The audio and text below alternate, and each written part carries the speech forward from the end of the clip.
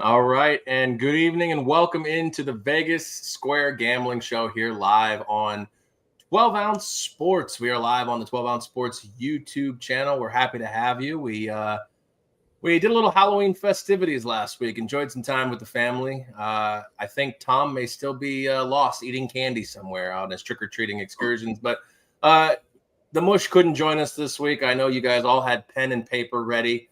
But he does not have any picks for us this week. So you're stuck with myself and, of course, Sammy Action here as well. But if you do have pen and paper ready, you're going to want to take Sam's picks down too. Sam, what's up, buddy? Hey, what's up, my man? I dressed up as a winning sports bettor for Halloween. It was a very unique costume for me. And you nailed it. First place in the costume contest for sure. Hell of a week. We'll get into that in just a second. I want to talk to you guys, of course, about all of our awesome partners here. First and foremost, 12 Ounce Sports, who broadcasts us, listens to our dribble each and every week, and lets us talk on their station. And, of course, mybookie.ag. If you're looking for the first time deposit bonus of up to $1,000, they've got the best one in the game. Just use promo code 12OZ Sports. You'll see it scrolling down on the bottom across the ticker all show long. So make sure you write down that bonus. 12OZ Sports for a first-time deposit bonus of up to $1,000. And, of course, you can sign up for the subscription service if you don't like our picks at 12ouncesports.com/bet. It's $5.99 a month, or I believe it's $60 for the entire year. But we want to say thank you to all those guys, of course, for supporting us, supporting the channel. And for those of you guys who are betting with us, do it at mybookie.ag. All right, let's get into these records. I will start with myself because we want to show the best stuff for last. So I went 5-3 last week for plus $6. Made a stupid $20 parlay that I probably shouldn't have. A big money line parlay that really, it cost me $20, but I would have obviously had a better week. Piggy bank's not spectacular at 854, and I'm 34-43 this year to date. I had really one bad week, and I think that's kind of the thing for myself and the Mush this year. Is one bad week has really set us behind the 8 ball. But let's move forward here into Sammy Action. As we talked about, 21-5 plus $190. Currently 55-42-1 year to date. And that piggy bank is in the 4 digits, and it's above the starting stack of 1,000 at 1042. It's time for you to give your flowers. This is your acceptance speech at this point. I know the season's only halfway over, but it's got to feel good to be in the black halfway through here. It does. It does feel good to be in the black. When we put the show together, I thought, we're gonna run up our numbers from the beginning, and it just didn't work out that way. Sports betting has gotten so much more difficult, and even the best sports bettors in the world are really struggling. So to say that I'm having a winning season and in the black, I hold that in the highest regards for myself, because God knows I am not this good in real life. So I'm happy to be able to share this on the show. Well, and I think that all the events that have transpired, I don't believe we'll be getting any more MyBookie bonuses throughout the rest of this year. We all got one, so thank producer Mike for that. But like I said, 21-5. We know he went on the teaser wheel, and it came up aces for you in that spot. What'd you do in the teaser wheel? 16-4, I believe. Yeah, and the teaser wheel has become one of my favorite bets over the course of the years, because I'm basically keying one big game, right? It's hard to find edges. And, Tom and I discussed this a lot on the show, that he likes to get lots of small edges. And for me, I like to find one game that I really like and then just hammer every different way possible. And so for me, it's worked out the last couple of times I've done this, where my one big game held on and everything else has been gravy from there. So my form of betting is to find that one big game or one or two big games and not really spread it out quite as much. Yeah, well, you are getting your flowers from the comment section. Producer Mike, he's over 1,000. And of course, give Sammy Action the crown. I mean, there's no other way to put it. But we've got a long way to go. Like I said, we're only in week number 10 of the NFL season at this point. Long way to go. There's a long way to go. Plus, we have playoffs. I mean, it's going to get even more difficult in that spot. But for right now, it's good to be the king, right, Sammy? Absolutely, and like the Ravens tonight, I'm giving it to my rivals in the division, but it's not over, right? The Bengals can still make the playoffs, and you guys can still come back too. So it's definitely a long season. That's absolutely true. I mean, I've got definitely a plethora of picks this week. Just to foreshadow, I have 7 college, 4 pros, and 1 top. Unfortunately, I did look at your fire bets. It's already dead with the Bengals. So, come on, man. The Bengals were ahead the whole game. So we won't even talk about the fire bet because it's gone. But you do have 2 or 3 more teams on that fire bet. So maybe you want to just you have 2 more teams on that fire bet. So maybe we just want to do the 2-team fire bet. That could be fun. And I like Bengals all week. Bengals +6, road dog against a division rival. 6 is just too many points. These 2 teams play close games all the time. I took them on the money line, but I should have taken them with the points. Agreed. Yeah, I mean, like you and I talked about this morning through text and face to face, and we were both kind of on opposite sides of this. Even though we bet the same side with my teaser, the second leg of the teaser didn't come through. But like I said, the home teams just find a way to win these Thursday night football games. It's wild, but it would have been nice to see that 2-point conversion come through for the Bengals. I agree with the call. I think that going for 2 was the right thing. But I will say the NFL should implement, how in a hotel in Vegas, if you touch the alcohol in the hotel room, it then automatically charges you for touching it. They need to put that sensor on the face masks of the quarterbacks and the running backs, because this is the 3rd time now they've missed obvious face mask penalties against the quarterback, getting hit in the head as he's throwing the ball. Last week with Sam Darnold, this week twice with Joe Burrow. I hate bashing the refs, and I had no money on the game for real, so it doesn't matter to me. But these are just obvious calls that they're just missing. It doesn't make any sense. And that's what we talked about, here, not to get too far down this rabbit hole, but it's like, I don't remember if it was the XFL or the USFL, one of these leagues that was, a side afterthought. They implemented what they called like the sky judge, who basically was watching the replays like fans do, and then dialing down and saying, hey, you missed X, Y, and Z. Why can't the NFL, and I have a theory, but no one likes to hear it, but why can't the NFL have this guy? I mean, it's $1 billion industry, and we use technology and replay to get calls right. Your theory, it makes too much sense, I guess, at this point. I don't have an answer for you. Getting them wrong makes no sense. And I hate the replay system as it stands. I'm not here for more replays, but things that in real time you can tell, like if the sensor goes off, that the face mask or the helmet's been touched, it's an easy flag to throw, right? You're never touching your own face mask. So, and you can even make it where you have to have contact for more than, let's say, a second, right? So incidental touch doesn't even trigger it. But at some point, I mean, the referees are just missing these obvious calls, and it's really hurting the product. It hurts as a fan to watch, to see it, and you're like, well, where's the call here? This isn't even judgmental. This is just missed.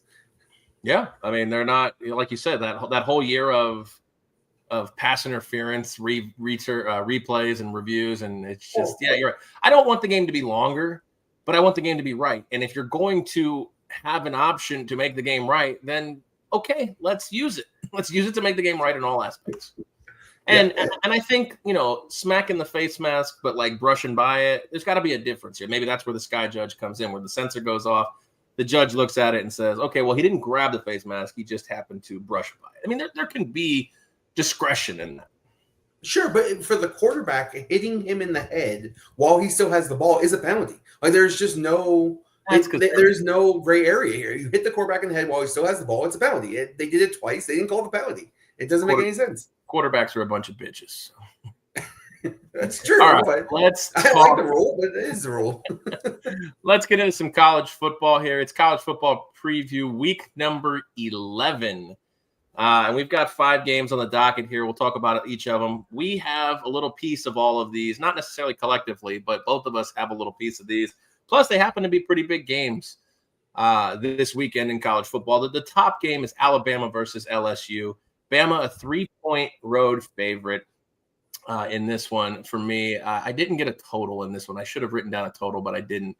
Oh, here it is. 57.5. This right now is, I mean, for all intents and purposes, this must win for both of these teams in the SEC. I personally believe, actually, let's talk about it because we had an event Tuesday. Let's back it up a little bit. We had the college football playoff. And I forgot to talk about it before we get into these college football. So we'll back up, roll the tape, reverse, and get into the college football playoff rankings. The top four, everybody wants to be shocked by BYU, but those are the people that didn't pay attention to the fact that the top four teams are from the top four, the top four teams from the Power Four conferences at this point. So you have Oregon number 1, Georgia number 2, Miami number 3, and BYU number 4. Your thoughts on those four? It seems pretty standard given the ramifications of the new college football playoff system. So obviously BYU being undefeated, they're going to be there, but I'm surprised Indiana's not up there too. I mean, Indiana's undefeated and they're not in the top. They're not in the top 4. And so the unfortunate part is that they don't lead the Big Ten because Oregon does. Right. No, and that's fair. And they're not going to win the Big Ten, but yeah. BYU is not going to be in the playoffs either, I don't think. They're going to catch a loss. Probably not this week, but at some point they'll probably catch a loss. And so but somebody has to make it from the Big Ten 12. Somebody has to make it. Yeah, no, you're absolutely right. And who knows? I'm not well versed enough to discuss who is going to make it from the Big 12. I don't think it's going to be BYU, but I do think that we've talked about this, that Indiana is going to have a loss. They're not going to play for their conference championship, and a one-loss Indiana is going to get jumped by some 3-loss SEC team. Going back to your point about LSU and Alabama being a big game, this isn't even really an elimination game, although it should be. The 3-loss team can get in. I think it's an elimination game in the SEC because I think there's going to be enough teams with 2 losses if you're trying to throttle a Big Ten team out. But I mean, look at this situation here with Indiana. Like, they still have Ohio State on the schedule.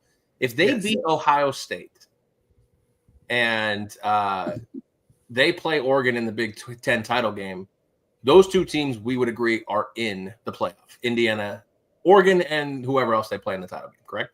Yes.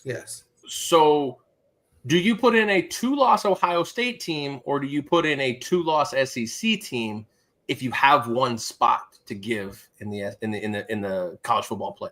I mean, the SEC has been better as a conference, but I don't think that's. I think you leave out a BYU, right? You leave out the 1-loss BYU team. Well, if they win the Big 12, that doesn't matter. Somebody's getting in that 4 seed. Let's see who else can win the Big 12 here. Hold on, I'm bringing it up on my phone. I mean, you have Colorado, Iowa State, Kansas State, BYU. Those are our top 4 teams. Correct. I think Colorado is a shoo-in if they are up there as a 1-loss team, but they can't be a 1-loss team. They have to play for the conference championship. They already lost 2 teams. They already lost 2 games. Yeah, and they have to play for their conference championship too. So, yeah, they can't get in with 3 losses. So, I mean, BYU doesn't really have much left in the. I mean, they get by Utah, which I know is a rivalry game. Kansas, Arizona State, and Houston. They got nothing left. So, yeah, no, you're right. I mean, the thing is the Power 4 teams, we're going to have an ACC team. Even if you don't believe Miami's one of the 4 best teams, they are going to be one of the top 4 seeds. Same with BYU or whoever wins the Big 12, which right now the only team standing in BYU's way, if the playoff was today, it'd be Iowa State. You have Kansas State and Colorado both with 2 losses. So Iowa State would be the representative against BYU. Do they play a conference championship? Yeah, all 4 Power 4 teams are getting in. But here's the question. If Iowa State happens to beat BYU, are you leaving BYU, a 1-loss BYU out of the playoff? Yes, that's what I'm saying. That's insanity to me. That's what I'm saying. Like, you're not going to have to make a choice between a Big Ten and an SEC team because you're just going to leave out a 1-loss loser of the Big 12 and the ACC. It's just absolute insanity to me. Like, those 2 conferences get 1 team. That's it. You can't call them Power 4 schools if they're only going to get 1 team. I think they should. I disagree. I think they may only get 1 team if that team is BYU. But if BYU is undefeated and they lose 1 game, I think they sneak in somehow. You may be right, but I don't. I think you would have to be hard pressed to leave out a 3-loss Alabama team over a I would 1-loss have, BYU. I would have no problem doing it. I agree with you, but I don't think they do. I think they're going to say we would rather have a 3-loss Alabama team, Which effectively solved nothing when we went from 4 to 12. right? We went from the 4-team SEC Big Ten Invitational to now the 12-team SEC Big Ten Invitational. Like, at some point, the college football expansion was supposed to solve this, bring some parity to the other conferences. And no, it's not going to happen right away in 1 year. It's going to happen over time. But, like, can't tell me that, like, a 3-loss SEC. I'm sorry, if you have a problem, like, my first thing is if you can't play for a conference championship, you shouldn't play for a national championship. But with 12 teams being in the playoff, we're going to have teams like that. But to me, if you lose 3 games, I don't care if they're in the SEC. You can't be in. A 3-loss team cannot be a top 12 team and win and play for a national title. I don't buy it.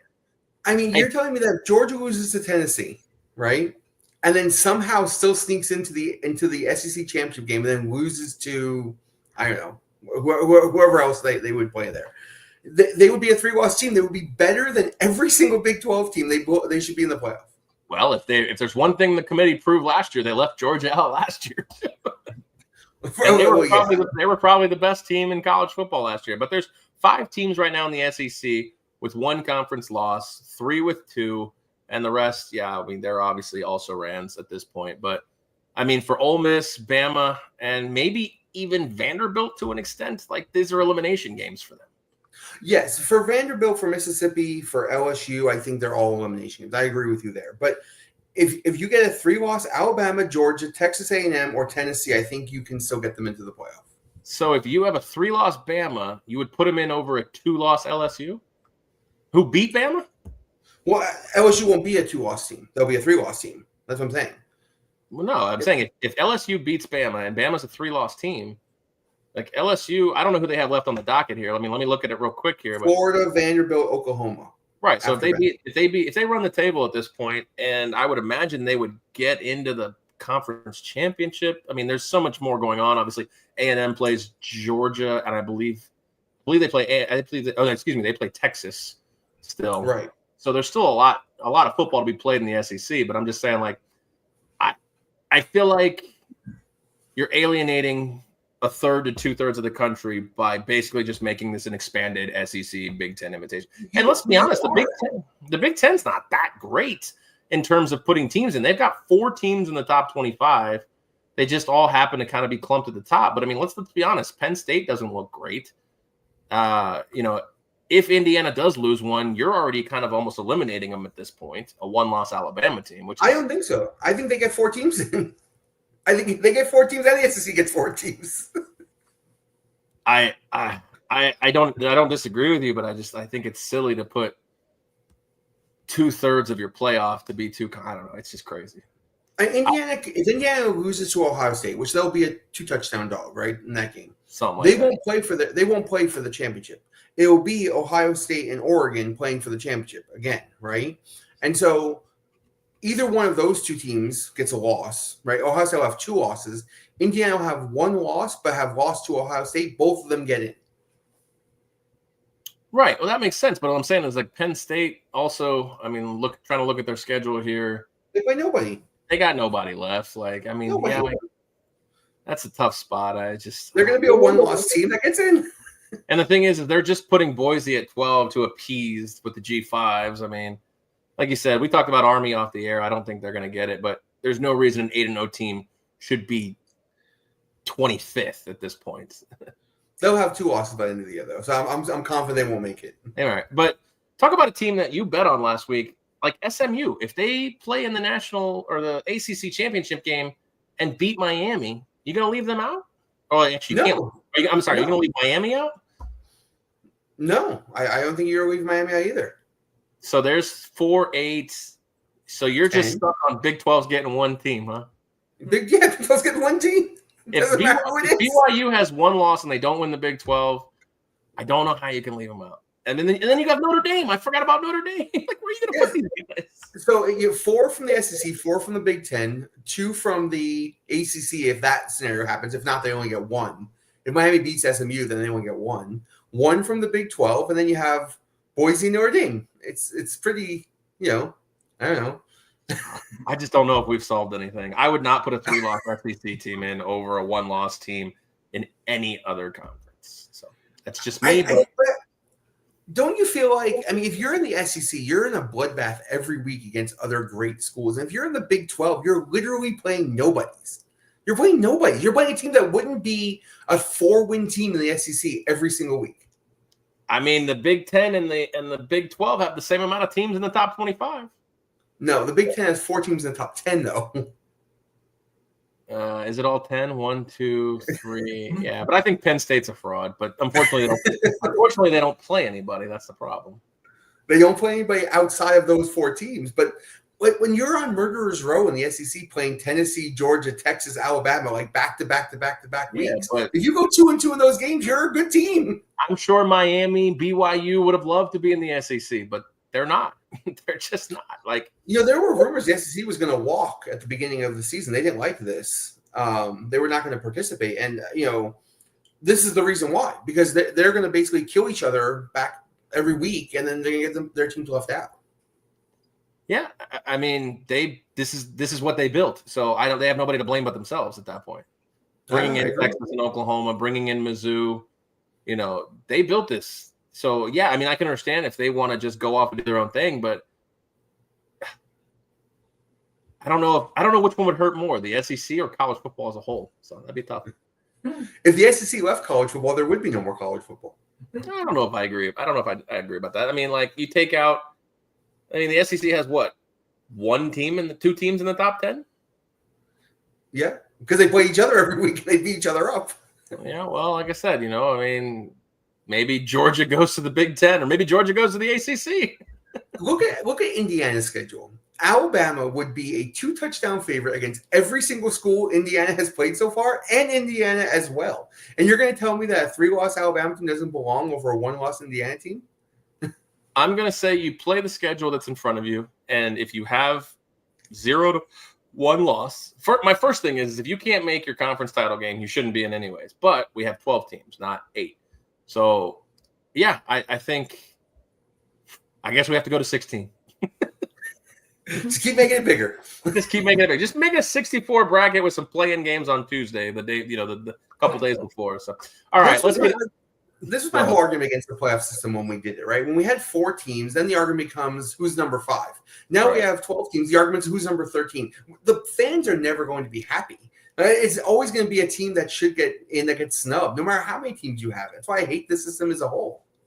I feel like after Georgia, like the SEC, they're all just above average. They're not great teams. LSU is not a great team. I don't think Alabama.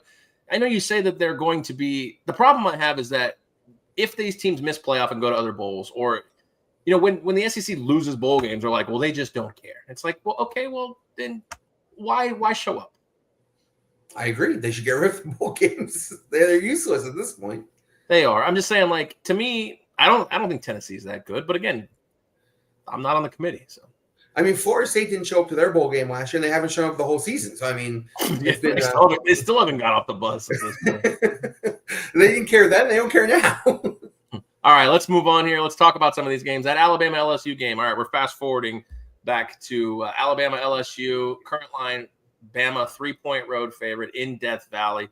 This game's always tough. I feel like, for me, this is a game that Brian Kelly never wins.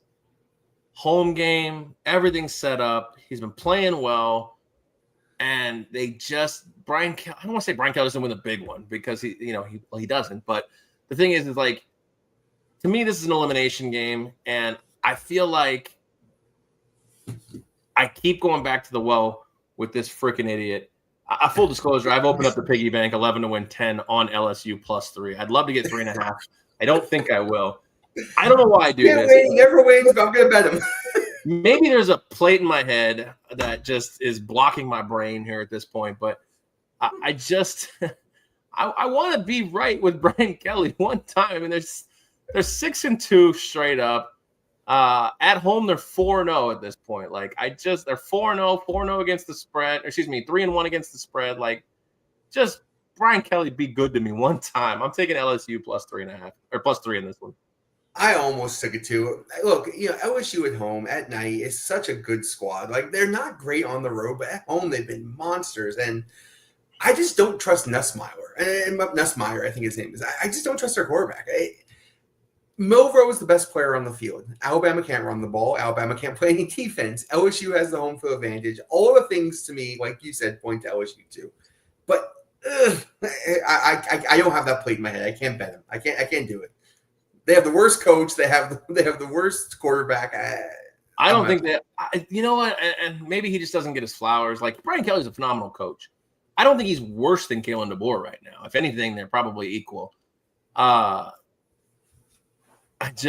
feel like this is an elimination game for both teams. Like, I know you disagree with Alabama, but like, you look at the losses. Bama has Georgia and Vandy, and LSU has A&M and USC to start the year. Like, I mean, I know we're loving Vandy. They're kind of the bride, the belle of the ball right now. But are they?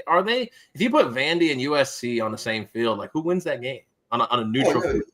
USC for sure. But their loss was to Tennessee, not to Georgia. They beat Georgia, and so Alabama, Tennessee and Vandy. My problem, not Georgia and Vandy. They beat. That was a hell of a game too. Yeah, and that's kind of where the problem lies. Is their best win is going to be the most impressive win of any school, right?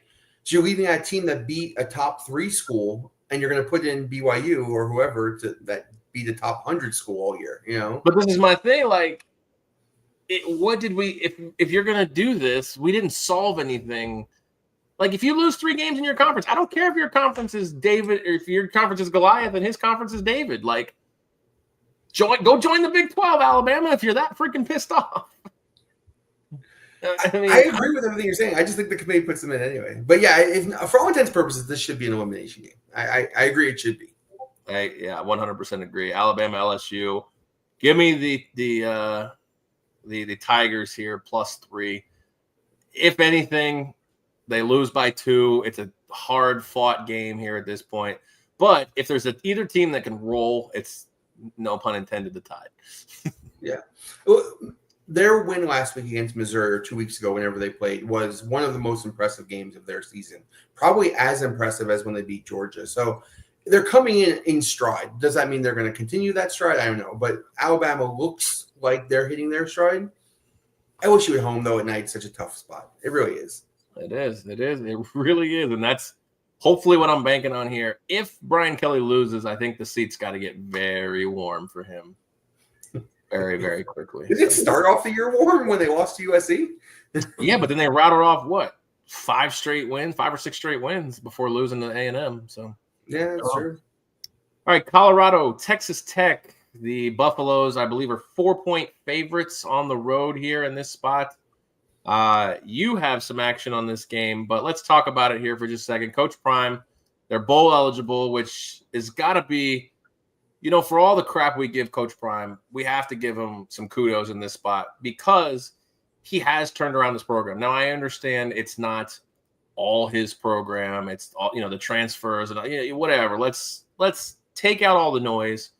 The team went 1-something 2 years ago to be now bowl eligible and have its sights set, like you said, on the college football playoff and winning the Big 12. This is a huge ordeal, in my opinion, and I'd like to see him get another win here. Me too. I have them minus the 4. I opened up the piggy bank for this one, 22 to win 20.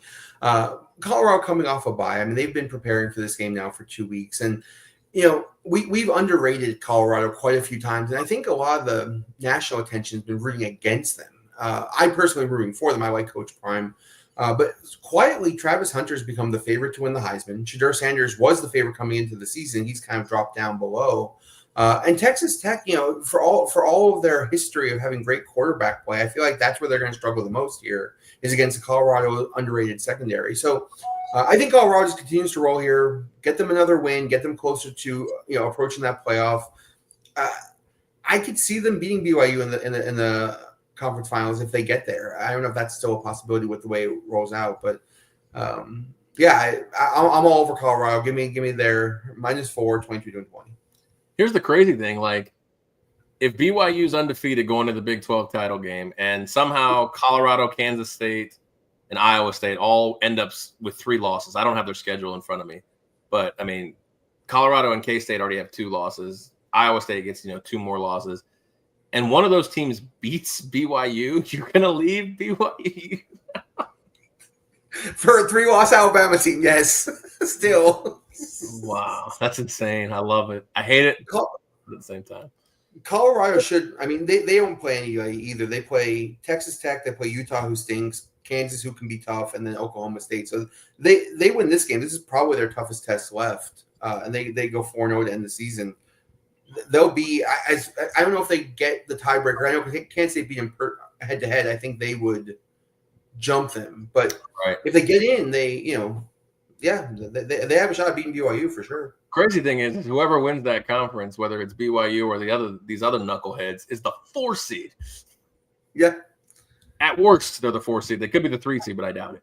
Deservedly so. They won their conference. At least they got that right. If you win a Power 4 conference, you should get in the playoffs. Florida State. Well, there was 5 teams. There was only 4 spots. It didn't work. The math wasn't mathing last year. If you're undefeated, you're in. It's just no ifs, ands, or buts.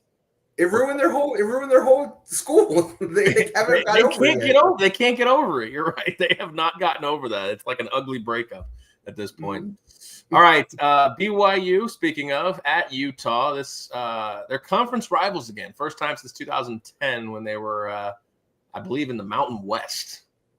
This is the Holy War, as they like to call it. BYU, like we talked about, undefeated team, last unbeaten team in the Big 12, and one of the last unbeaten teams in college football. Utah's season has just gone freaking sideways. Cam Rising, will he, won't he play? When he plays, he's not very good. He's been in the league. He's pushing 40 this year, I think, for Cam Rising at this point. And he's at the won't he at this point in playing. But you have some action on this one. Current line, what did we say it was? It's BYU -3 on the road. I mean, this BYU team has been a bit shocking. I don't think anybody had them on their bingo card to start the season. No, they won with a bunch of smoke and mirrors early in the season. I've actually had the pleasure of watching some of their games as they're on late, and there's not many other games on at that time, so I'll catch the end of their games quite a bit. But they're fun to root for. They're a good, gritty squad. They play kind of greasy and find ways to win. But Utah, like you said, man, Cam Rising isn't even the worst part of what's going on with them. They're out their top 3 defensive linemen. They're out their top linebacker. They're out their top wide receiver. I mean, they're out their production. On top of losing their quarterback. I know this is a rivalry. I know these teams are, they reside in the same state, and there's all kinds of bragging rights here, but I fully expect BYU to come in and smite them for no other term, just to keep themselves rolling and make this whole controversy continue. Yeah, it's not a controversy, though. If they win, they're in. They're going to lose, though, to one of those other schools. I disagree. They'll smoke and mirror their way to the 4 seed at this point. Their schedule, I mean, you talked about it. Their schedule is light the rest of the way, too. I think they play like Kansas and Oklahoma State, same kind of schools that Colorado plays. And so they have a light schedule, too. They're going to get there undefeated and then lose the conference championship. Bless you. Thank you. You open up the piggy bank on this one with BYU, so minus 20. Mike sees it the other way. He says down go the Mormons, although there's probably some Mormons on Utah as well. So You're probably right, actually. I don't see it with Utah at this point, but we'll see. It's supposed to be 41 degrees there at kickoff. Yikes. That does not sound like football weather I want to play in. 41? Why? That's great weather. What do you mean? I like it personally, but to go out and smack somebody in the mouth in that weather, I don't like it. I'm from Florida, man. We never got, 70s was bundle up, Yeah, I know. You're in Vegas now, where it still doesn't get that cold. It's also a little chilly, too. We get a little snow up where we are, but it doesn't stick. So, all right. You live in Utah anyway. What's that? You live in Utah, part of Vegas anyway. Might as well be close to Utah. You're right. Yeah. All right. Michigan at Indiana. We have Michigan at this point, like defending champion. Is this one of the worst defending champion performances? But again, they don't have their coach. They don't have their quarterback. I mean, this guy who won a couple games last year in interim is just seems like he's over his head. Sharon Moore. But they take the field with a chance to be spoilers in Sammy Action's 12-team playoff here because they're trying to hand Indiana their first loss. Indiana, a 2-touchdown favorite, 14.5 to be exact in this spot. What do you see in this game? I mean, Coach Cignetti says all he does is win, win, win, no matter what. And so far, he hasn't lied. Yeah, Tom turned me on to Indiana early in the season, and cheers to Tom for that one. But I've enjoyed watching them play. I think they are incredibly underrated, but they also haven't played anybody. And who they've played, they smack around like crazy. They score 40, it seems like, every week. I didn't realize how many of the coaches Jim Harbaugh took to the NFL. Like, not only did this Sherrod Brown have to come up with a whole new squad, he had to come up with a whole new coaching staff. Like, their whole offense, their whole defense, and their whole coaching staff got completely gutted. So it was pretty predictable they were going to be bad this year. But 2 touchdowns is a lot. That's a lot. Yeah, I mean, they're pretty putrid. They're not good away here. They're 2-7 against the spread total. All together in 9 games and a 5-4 straight up record. So with all of that being said, I'm going to take 14.5 points with Michigan and just pray that they can maybe slow down the Indiana offense and just stick around. Which kind of makes me feel like I should call an audible right now and just take the under 49.5. I don't know where Michigan's getting their points from. I'm just hoping they can play defense enough. I mean, you take Oregon out of the equation here, they really don't give up a ton of points in these spots. I mean, yes, they're not a very good team, but their worst they're giving up 20. Their worst performance is 27 points. So if they can get 2 touchdowns on the board, I feel like we can keep this around. And I'm kind of talking myself into an under in this spot. It makes sense.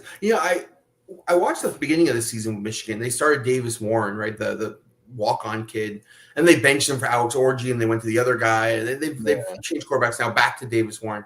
I wonder how their season would have played out if they had just stuck with him from the beginning. He's the best passer they have, and they've looked better when he's played.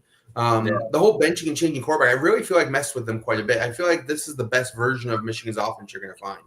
And it kind of makes you wonder if this coach, what's his name? Sherrod Brown? Sherrod Brown? Sherrod Moore. Sherrod Moore, right? Okay. Makes me wonder if and we'll give him the pass for the first year, but maybe he's just not really ready to be running a program at this. But it's easy to be a coach. It's not easy to be a program leader, like guys like Harbaugh are. And so, funny thing about Harbaugh and Michigan, I mean, I watched the documentary about the whole sign stealing, all that stuff, but Michigan doesn't recruit well. They never have. What they did do was they built men from boys, right? They built players. They made older transfers come in, built guys come in, and this coach doesn't do that, right? This is a young squad, a lot of young, smaller guys. They aren't grown men quite yet, and so maybe he will. Maybe he will. Just first year is the problem. Yeah. Right. It's first year, and their coaching staff got gutted. So all of their weight people, all of their assistants, all of their packaging, everything gone. They have to find a new identity. This team obviously isn't it.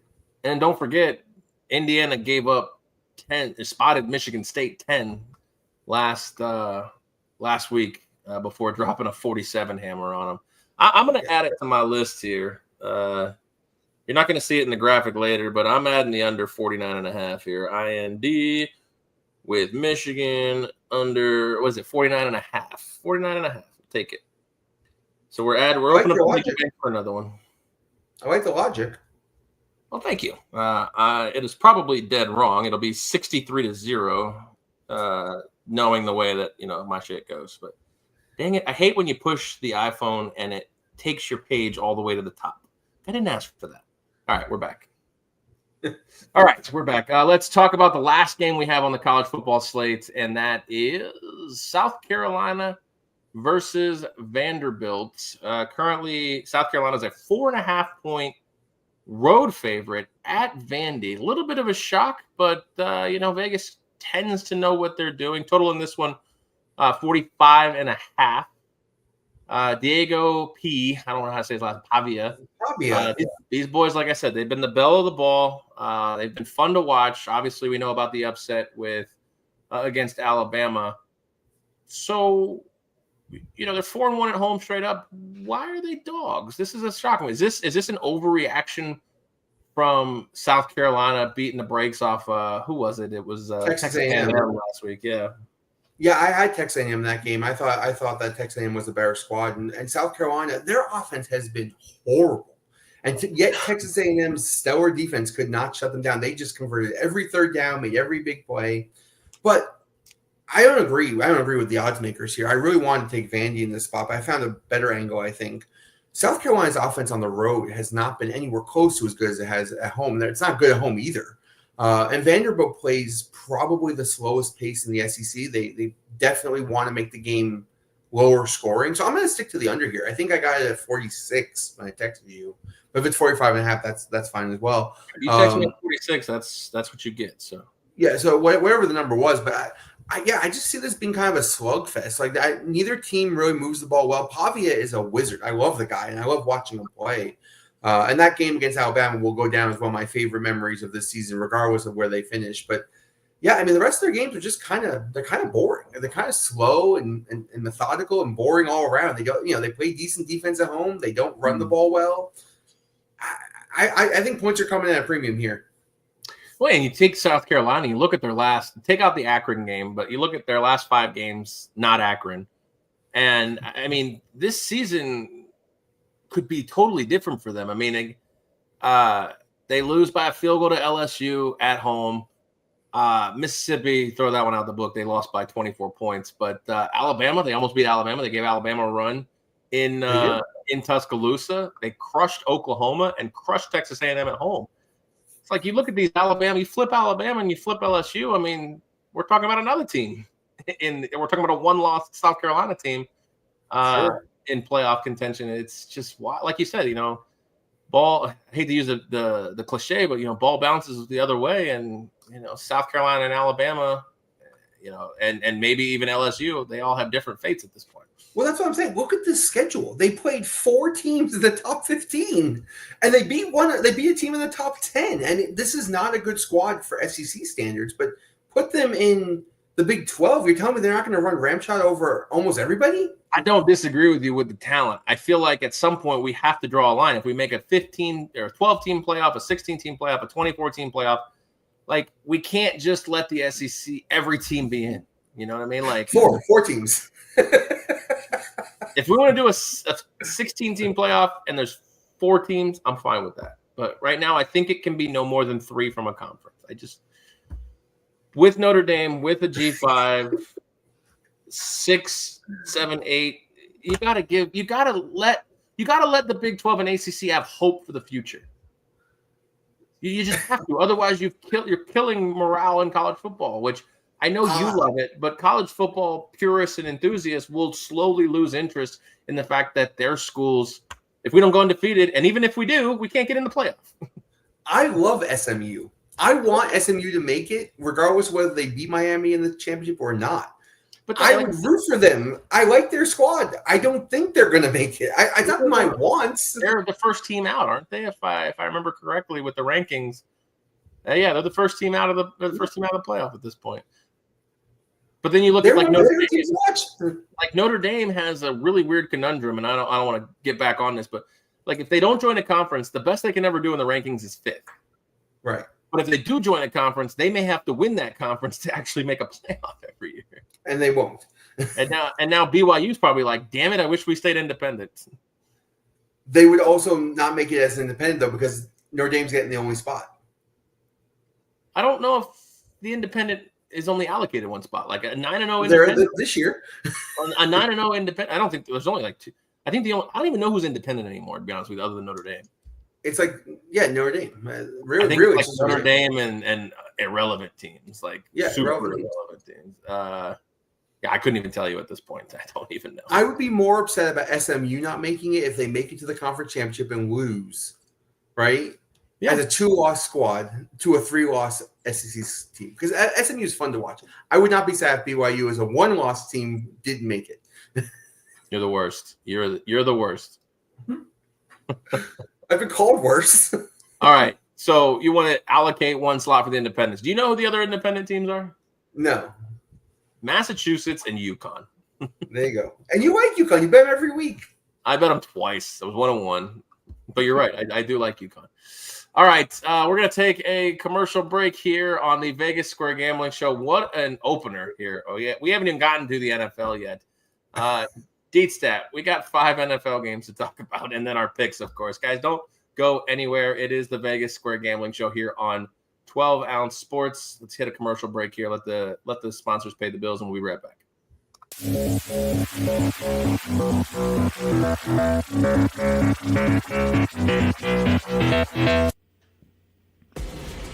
Need tickets to that next event?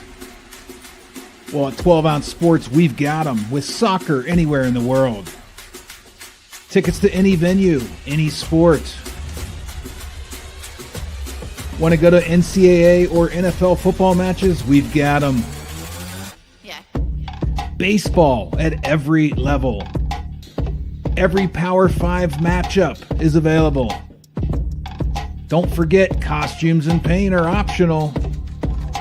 What's that? You want to go to Broadway? We have those too. Want to jam out? Every concert, every artist. That's right, at 12 Ounce Sports, we've got the tickets for less. 12ozsports.com/tickets. That's 12ouncesports.com/tickets. Welcome to MyBookie. You're ready to create an account and start making money. And we're here to help. And remember, you can get a bonus of up to $1,000 on your first deposit. Now you're ready to bet. Just go to mybookie.ag, visit the sportsbook, click on your bet, and input the amount you want to risk or win in the bet slip. Yes, it's that easy. Just remember, at MyBookie, you play, you win, you get paid. America, get back on track with Dust Pods Performance Stabilizer. When applied to roadways, it kills dust and strengthens the integrity of the road.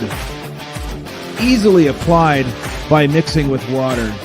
Dust Pods is the future in polymer stabilization. Call 1-833-DUST-PODS or visit dustpods.com today.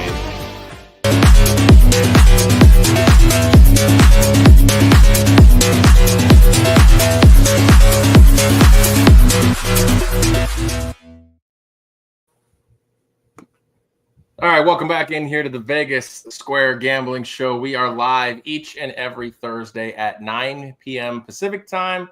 Unfortunately, the Mush could not join us this week, so it's myself and Sammy Action. Happy to have you guys in. If you're catching us live or if you're catching the replay, make sure that when you're ready to bet, whether it's tailing us or fading us, do so with mybookie.ag. Go to mybookie.ag, sign up for an account, use the promo code 12OZSports, all caps, no spaces, for a first-time deposit bonus of up to $1,000. I will tell you this, Sam, this is driving me nuts. Every time I touch the wrong part of my phone, my picks, it scrolls all the way back up to August. It's driving me insane. It's the third time I've did it today. But anyways, mybookie.ag, make sure you check them out. Of course, our friends over at 12 Ounce Sports, thank you guys very much for broadcasting us here live on their YouTube channel. You can catch us live or catch the replay anytime, of course, before the games start to get your bets. Whether you tail us or fade us, that choice is yours. But we're here to give you what we at least think is going to happen. So, all right, Sammy, any final thoughts on college football before we move into the NFL? No, but I will say I do miss Tom this week. He always has some really interesting, lower school stats and information on those schools. So hopefully he gets himself well and can come back next week and give us some good picks if he wants to. So one might even call them a deet stat. I like the deet stats. I do. I always appreciate every week. I look forward to them. I do too. We miss you, buddy. We hope everything's going well, and hope to see you next week.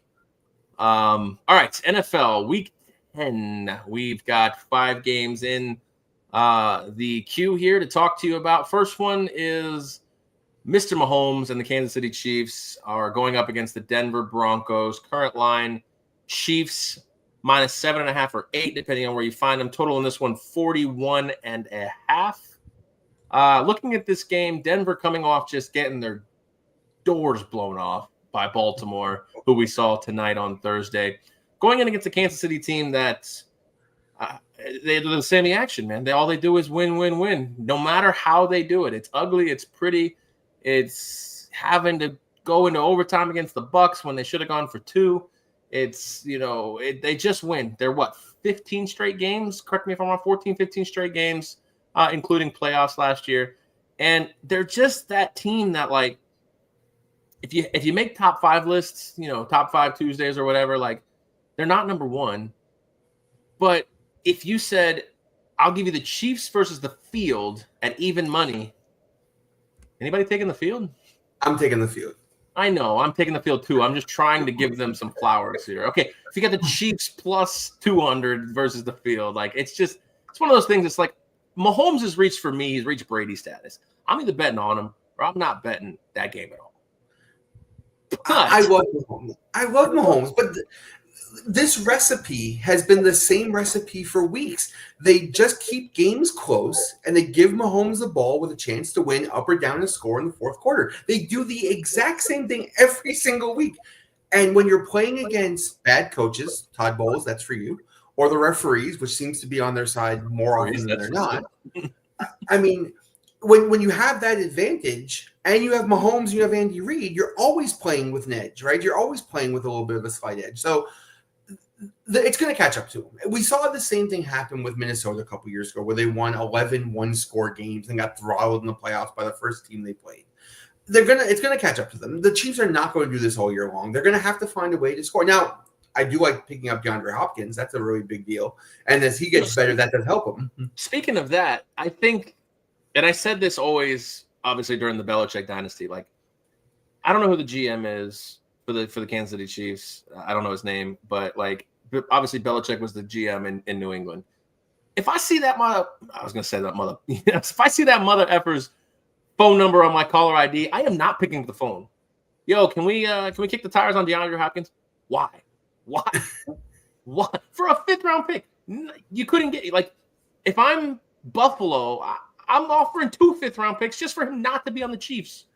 It makes no. How did nobody else jump on that? I mean, I know DeAndre Hopkins is older. I know his best years are behind him, but how do you let the Chiefs get him? It's ridiculous. But again, if I'm throwing you a 4th, like, I'm throwing this pick away to make sure that I might not use them, but I don't want you to have them.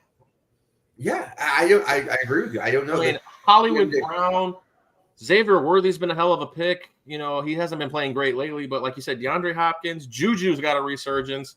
Kareem Hunt's found a resurgence. Andy Reid, and this may be a prisoner of the moment, but he's the 2nd best coach of all time, in my opinion. He's amazing. And when you have the best coach and you have the best quarterback, you're going to win a lot of football games. Yeah, but they can't win this way every week. The referees are not always going to give them favorable calls. The opposing head coach is not going to make mistakes. No, but Todd Bowles is supposed to win that game. That defense was exhausted. They should go for 2 and win that game every single time. But even if they don't go for 2, or if they go for 2 and don't get it, they're still the right call. It is, and they kick the onside kick, and they have a chance, and then if not, they lose. And that's what we saw out of the Bengals tonight. That's exactly what they did, which is surprising because I think the role should be flipped. I think the Bengals know they can play with the Ravens.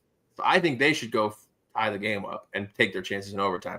Where the Buccaneers, I think they have to go runner, perfect to beat the Chiefs. And this would have been the time. Dead defense, do it, and you still have the onside kick in your pocket as a Hail Mary chance. I agree with Cincinnati going for 2 because the Ravens had scored 4 straight touchdowns. They couldn't stop them, and the Cincinnati defense was in shambles. Like they couldn't get off the field no matter what was happening. So if they gave the ball back to the Ravens would come down and score in overtime. So the same situation. I was kind of shocked the Ravens went for a touchdown with 2 minutes left instead of trying for that, just hold the ball for a field goal. Well, it was an option, but it ended up being the right option. Plus, they wanted to cover for their fans. Yeah, that's just me being mad at my teaser leg. All right, let's get back on the field here this week. Denver at Kansas City. I was leaning Denver when it was 8. It's gone down to 7.5.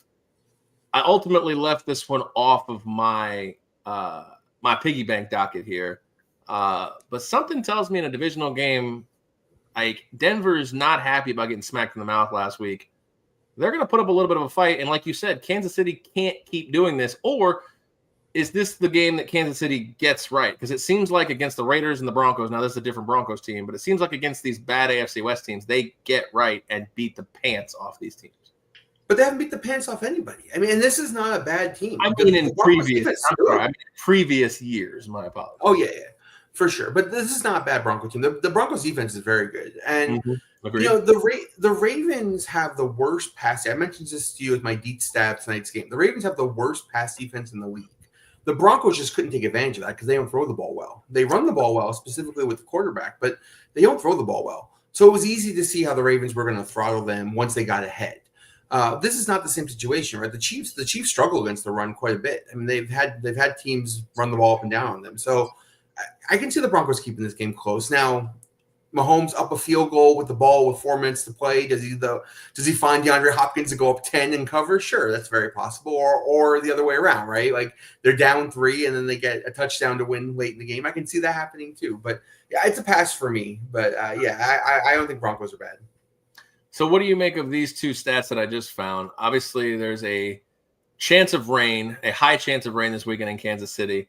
And also with that rain, at Arrowhead the night before is Kansas versus Iowa State. Like, can they get the field ready for an NFL game in time? Or are we looking at maybe some problems here with the turf? Well, that's a fantastic find. It may lean much more towards under. You said the total is like what, 42? I'm seeing 41.5. So yeah, effectively. Yeah, and that makes under definitely makes sense to me. I mean, I don't think the Chiefs are looking to put up a bunch of points anyway. They want to run the ball and keep the defense fresh so the defense can just dominate like they've been doing. I dig it. All right. Let's move forward to a game I'm on, and that is Pittsburgh at Washington. I think this kind of has game of the week potential in this spot. 6-2 versus 7-2, both leading their respective divisions. Right now we have Jaden Daniels versus Russell Wilson, who, like it or not, I mean, he's come out firing and he's made Mike Tomlin look smart because they're not nervous about Pittsburgh's offense at this point. By the way, Washington's -3, totaling 44.5 in this one. We love to watch Pittsburgh because of the potential that Justin Fields could bring with the big play on offense, and we knew their defense was a stranglehold. Now it feels like the offense is a little bit more not a wild and crazy kid. I don't know what the right word to say is here, but you've got the crafty veteran. You know I'm a big Russell Wilson guy. I've said that many times on this show. I love Russell Wilson. I obviously love when he does well. I think Pittsburgh is a completely different animal in this spot. And when we looked at him preseason, we were wondering what if with Russ. And this could still happen against Washington, even though their defense, to me, isn't very good. I love watching Russ cook in this offense. And they, to me, look like I don't want to use SB, but they look like a Final Four contender for me in the NFL right now. And I took the 3 points, full disclosure, open up the piggy bank. Yeah, no, I'm a big Pittsburgh fan. I've been rooting for them all season. And I was against the Russell Wilson move, but having watched him play, it has definitely unlocked the offense for Pittsburgh. And now they pick up Mike Williams from the Jets, who Aaron Rodgers hated. So I know he wants to come out and play with a chip on his shoulder. But this is the unstoppable force versus the immovable object, right? I mean, Washington's offense doesn't ever punt. Nobody can stop them. And Pittsburgh's defense is the best defense in the league at forcing teams off the field. So right. I want to say Pittsburgh only gives up like 14 points a game. So it's going to be really interesting to see which one of these two units really, really shine here. If this game was in Pittsburgh, I would be all over the Steelers here. Being that it's in Washington, it's a pass for me, but I'm definitely going to watch it with enjoyment. You know, well, that's the thing. Like, in Pittsburgh, you're stating basically that Washington would still be a favorite. I don't know if I buy that. I know the home field advantage is, I don't know if it's 3 anymore at this point, especially in a place like Washington, although they do have a reinvigorated sense of fan with Daniel Snyder being gone and this team actually being halfway decent. But yeah, I mean, I agree with you. Like, even though I like Russell Wilson, I was kind of saying, man, dude, you're 4-2 and you're benching Justin Fields. Like, this could be a fireable offense. But it's Mike Tomlin. I mean, he was like, you know what? I got 17 years of not giving an F and, you know, having plus better than 500 records. So let's gamble here. And he's looking like he's on his way to doing that again. I'm taking Pittsburgh. I feel like in big games, game of the weeks, I don't know if Washington's quite ready with that. And of course, you have Dan Quinn, who's pushed every button correctly. At some point, he will trip up. Maybe this is it for me. It was 3.5 this morning. I didn't pull the trigger fast enough. I'll take it at 3. Yeah, Dietz called Washington winning the division early in the season. It was a good call on his part. I can see them win this division. They're a good squad. Their offense hums. They're tough to stop. Well, I'm curious about, and we'll talk about both two NFC East teams later, but I'm curious if Dallas is better now with Cooper Rush. I thought it was Trey Lance. I thought Trey Lance was going to play. They talked about using him a little bit. Oh, they'd be stupid to do that if they really care about trying to save this season. But I thought I heard Cooper Rush have to play. I'll have to look at it. I didn't. Backup quarterback Cooper Rush, 5-1 as a starter. We'll get into that later in here. We'll talk San Francisco at Tampa Bay. I don't believe either one of us is on this game, but I think it is a big game for both teams. Again, not elimination games, but the Bucks want to get back to 500, save some version of this season. I know that they're on a short week. We don't love teams on short week. San Francisco would obviously love not to go 500 in this season. Like, they look so good at times. They look like the best team, but they've just had injury problems. But they feel healthy right now. And Brock Purdy's playing for his paycheck, and I think he's earned it. Spread in this one, San Francisco 6.5-point road dogs total in this one, road favorites. Total in this one is 50 on the nose. I thought about just snap taking the unders on the 50s. It would make sense given that Tampa Bay is on a short week and San Francisco could run over them. I understand that sounds anti-fan for me being a Bucs fan, but I see a hard spot here with Tampa Bay. Like, if San Francisco's firing all cylinders, it could get real late quick in this one for me. I ultimately laid off of it, but if I was taking a stance in this one, it would be the under 50. I could see a situation where it's like 28-17 in this game. Well, I mean, the Bucs still missing their best receivers makes it so hard to look at them as a threat. And Baker has done a great job, but it was a very physical game last week and coming off a short week. I think the Niners are coming off a bye. And I've heard rumors that Chris McCaffrey is going to be back this week. I mean, I didn't even hear about that. Yeah. So if he ends up playing, I imagine the line will move to 7, and the Niners are a slam dunk in that spot. I mean, they're going to be so pumped up to get their best player back on the field. Without knowing that information, I'm not going to bet it, at least not today.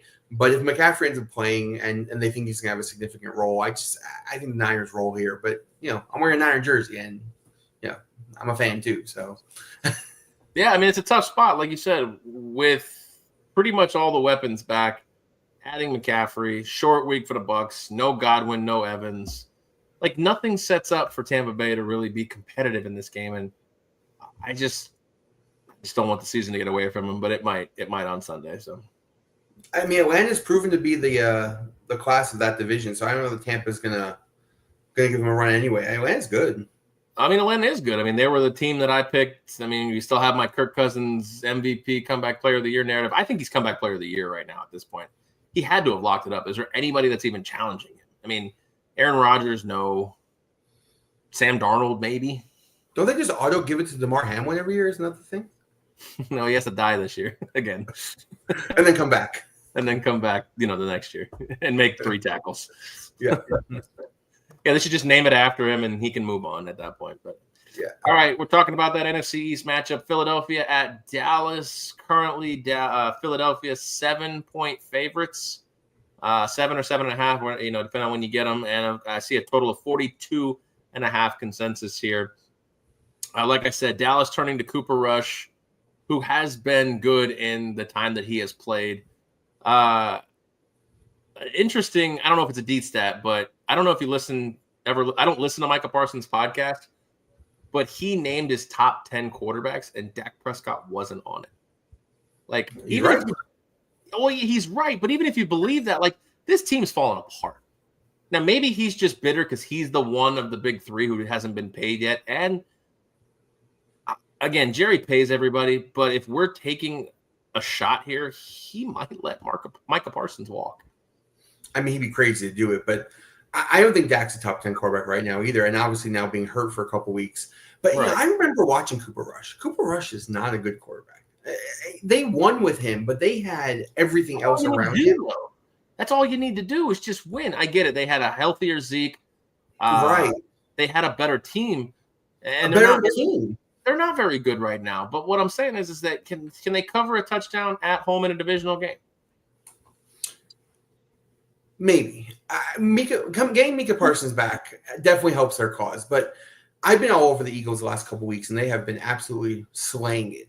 I'm going to use them, and I'll get into my bet more later on. But save all the teaser stuff for. We'll give you some stuff here. But yeah, I'm on the Eagles side here. Cooper Rush is just not good. I don't think he's a good quarterback. And here's a guy who I don't know that he'll make mistakes. I'm not saying that he's going to turn the ball over 6 times. He's not going to, he's not going to come in and wreck their game. He's just not a guy they're going to win with. They have no receivers besides CeeDee Lamb. They have no running game. Ezekiel Elliott's not even on the plane sometimes, going 2 games. I mean, this defense has been in shambles. There's nothing redeeming to me about the Cowboys other than the fact they're playing at home here. And right.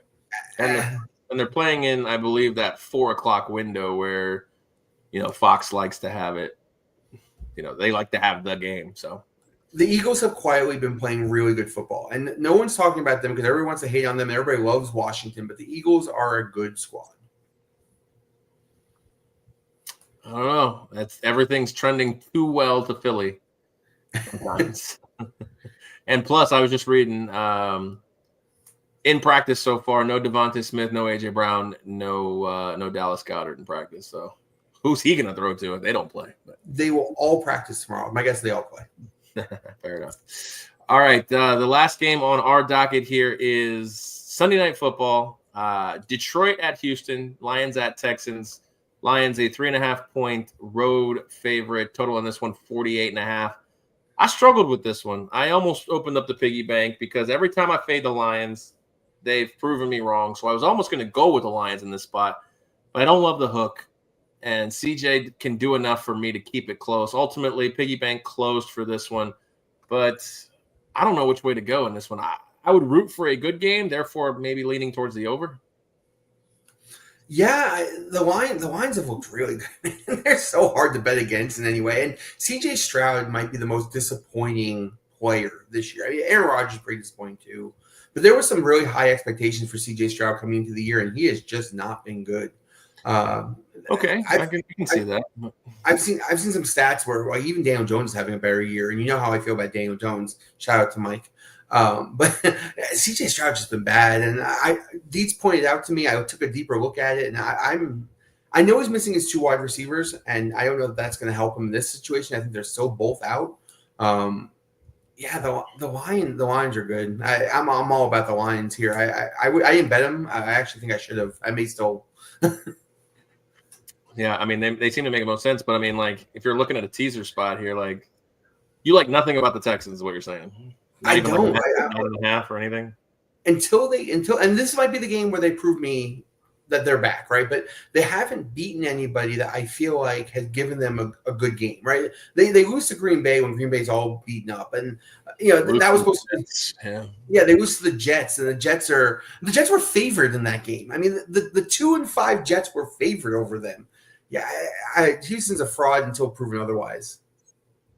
Yeah, I mean, you can look at their schedule. I mean, they haven't beaten anybody with a pulse except for Buffalo, and they almost lost to Buffalo. So everybody else in that, Indianapolis, Jacksonville, New England, Chicago, like, they haven't really beaten anybody. I mean, you could argue Chicago, but that was an early season Chicago that really wasn't what they are right now. And even then, they're not super good in that spot.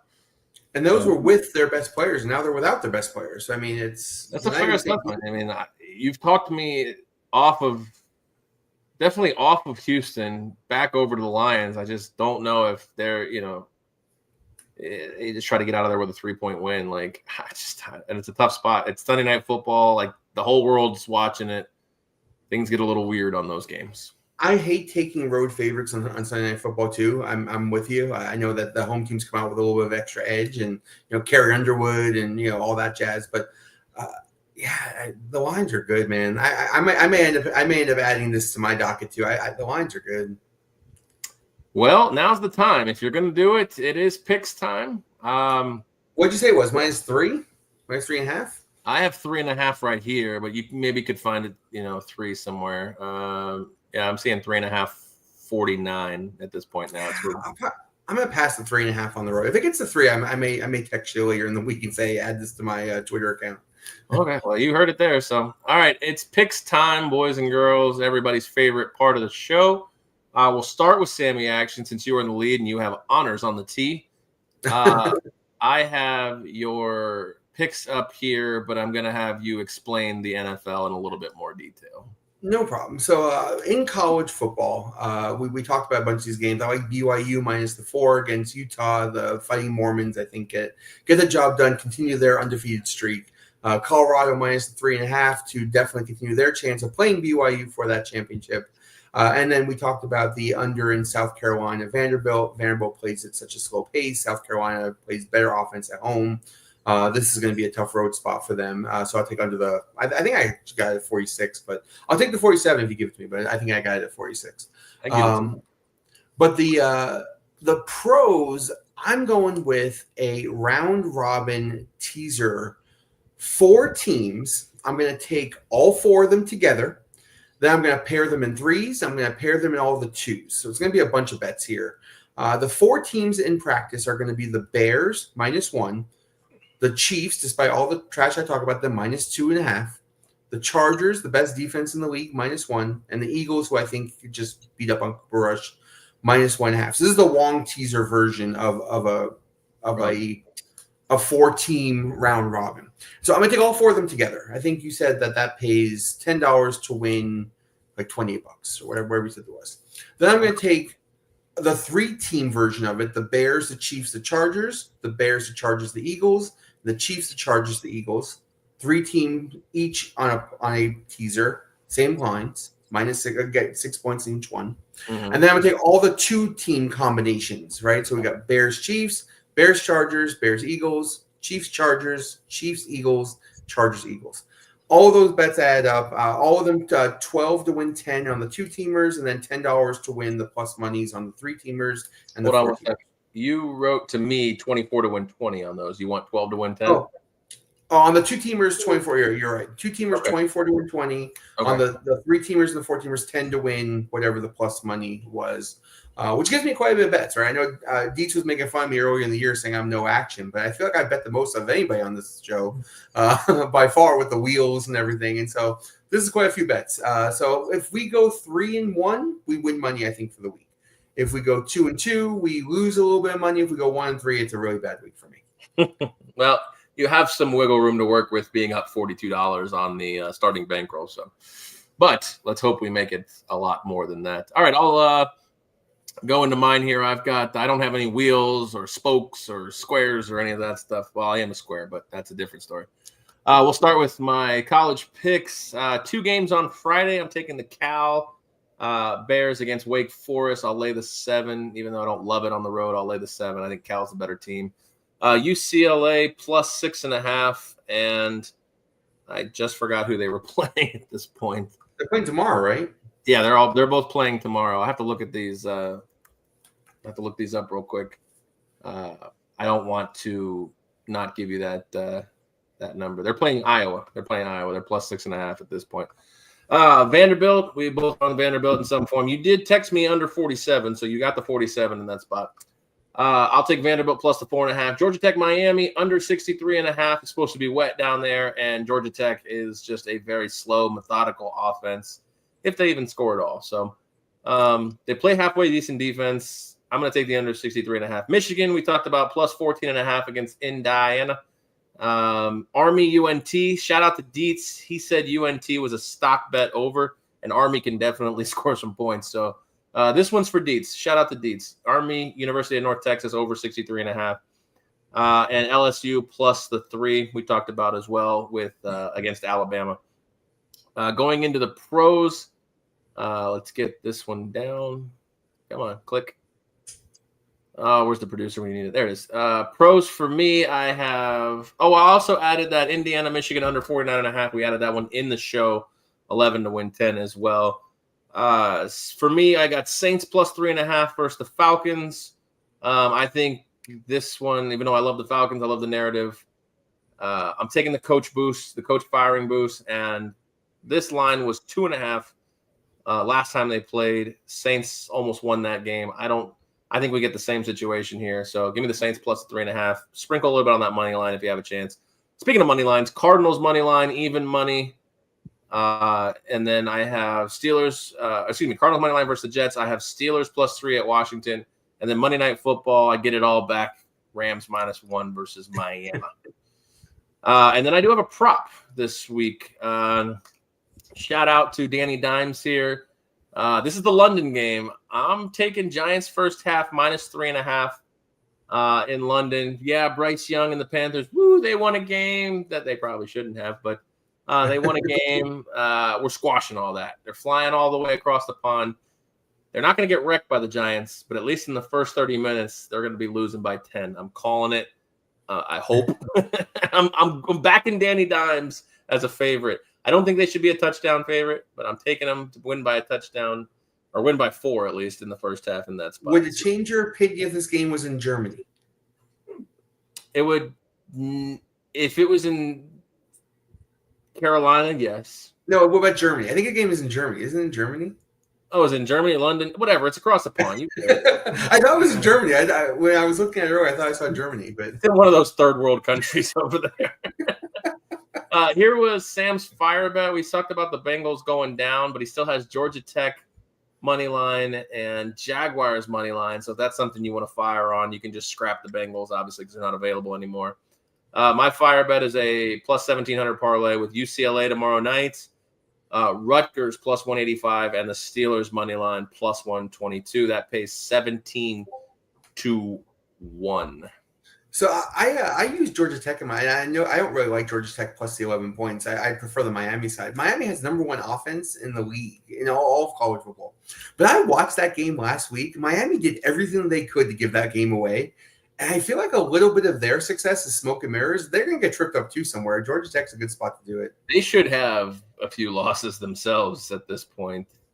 I know they were down to Duke. They should have lost probably. They could have probably been a dogfight with Louisville. They should have lost to Cal. I don't know how Cal blew that game. Virginia Tech, same thing with the Hail Mary that I thought was a catch. But anyway,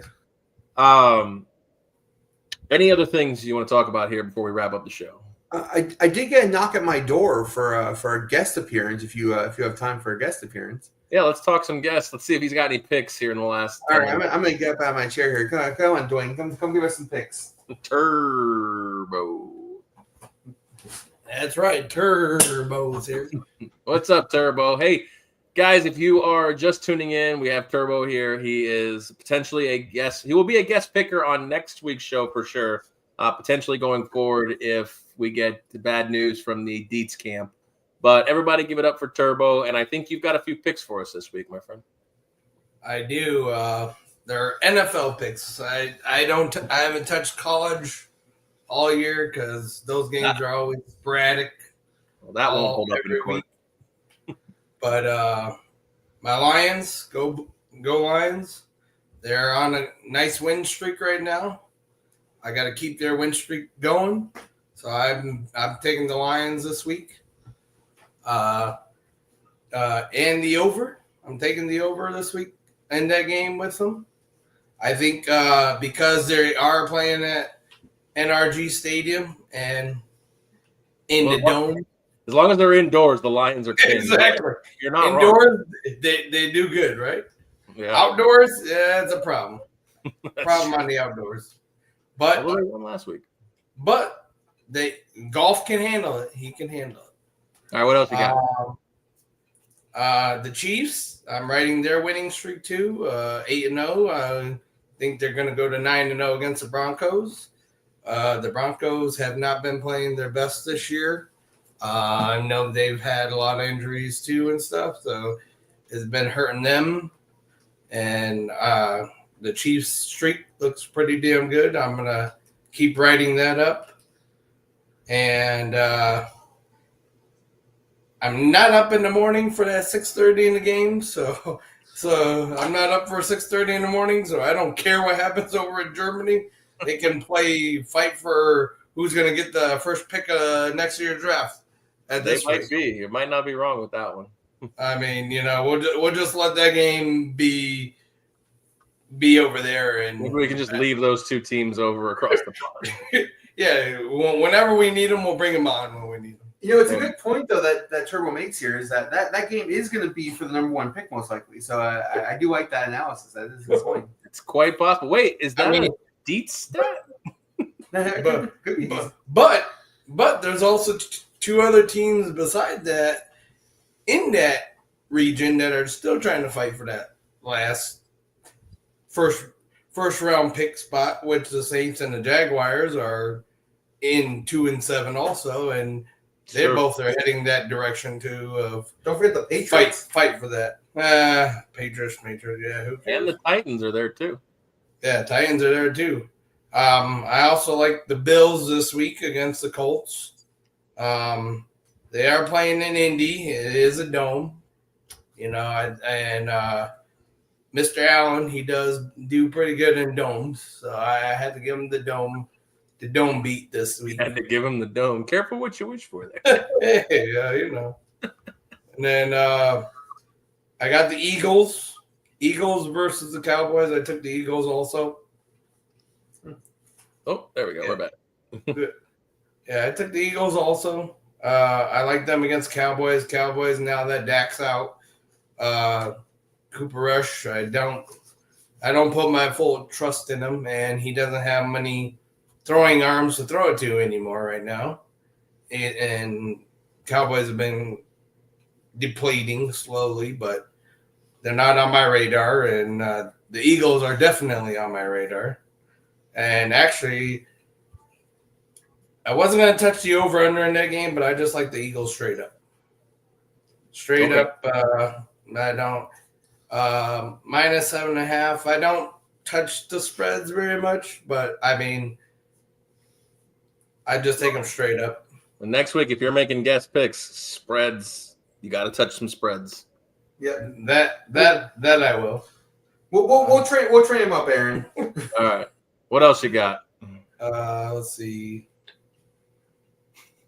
I think the game of the week to watch is going to be the Steelers and the Commanders game. I think that Agreed. game is going to be America's game of the week.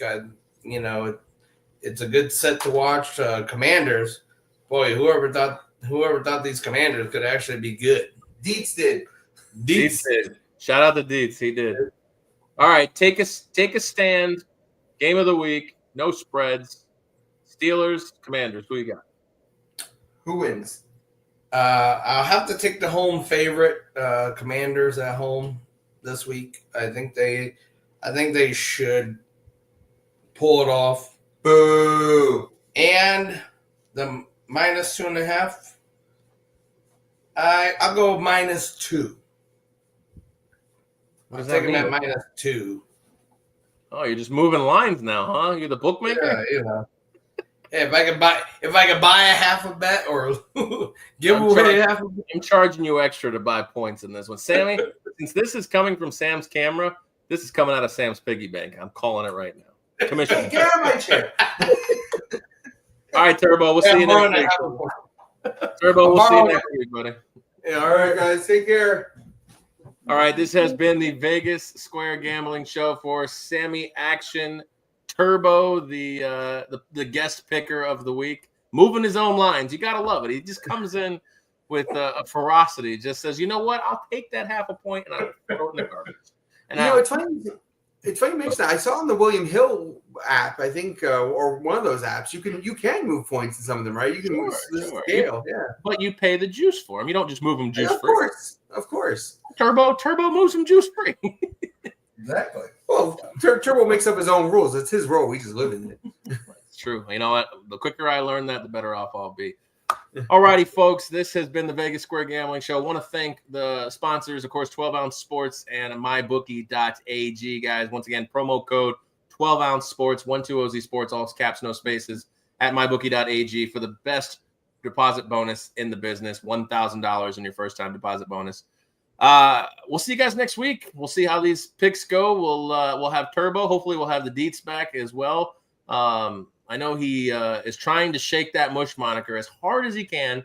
So hopefully we'll have him back. But like I said, for Sammy Action, I am Aaron Crouch, the Vegas Square host. We appreciate you guys, and we will see you next week. Good luck.